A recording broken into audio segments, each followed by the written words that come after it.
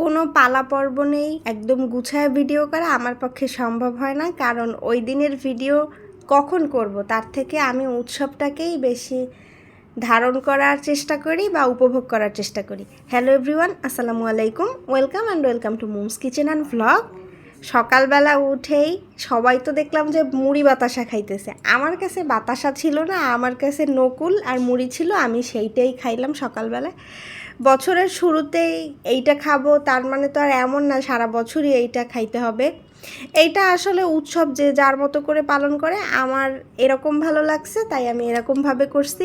এটাকে আপনারা অন্য কোনোভাবে দেখবেন না যে এইটাকে উনি পালন করছে অন্য ধর্মের মতো পালন করতেছে, বিষয়টা এরকম না। বিষয়টা আমার কাছে এমন, উৎসবটাকে আমি উৎসব হিসেবেই গ্রহণ করছি, আর কিছু না।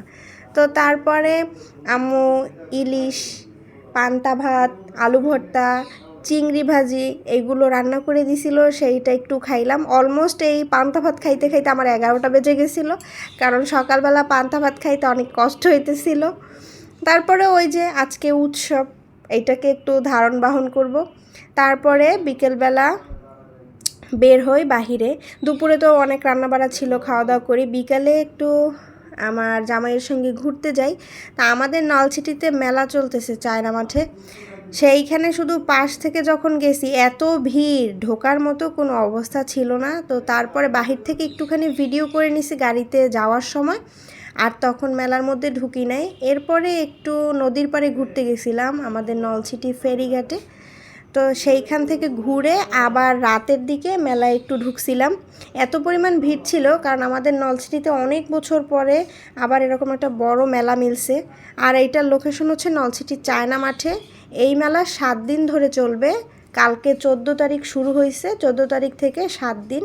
আপনারা গুনে একবার আসতে পারেন, ভালো লাগবে। কারণ এই মেলায় লাইভ কনসার্ট থেকে শুরু করে সমস্ত ধরনের স্টল উঠছে, তারপরে সব খাবারের দোকান, বাচ্চাদের বিভিন্ন রাইড।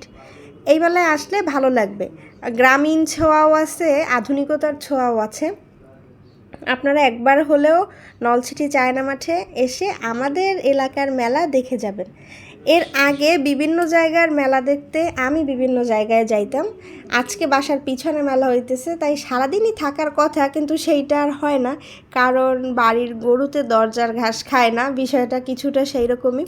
তারপরে আমার জামাই কাস্টমাইজ করে 2টা বড় দেখে জিলাপি বানায় নিল আমাদের বাসার জন্য, আমি সেইটারই একটু ভিডিও করতেছিলাম। মেলায় গেলে জিলেপি, ঝালমুড়ি, চটপটি, ফুচকা এগুলো খুব স্বাভাবিক ব্যাপার, আর আমি এগুলোকে খুব উপভোগ করি। আপনারা একবার হলেও এই বৈশাখী মেলায় এসে ঘুরে যাবেন ফ্যামিলি নিয়ে, বাচ্চাদের নিয়ে, কারণ এখন বাচ্চাদের নিয়ে ঘোরার জায়গা খুবই কম। আজ এ পর্যন্তই। Thanks for watching. আল্লাহ হাফেজ।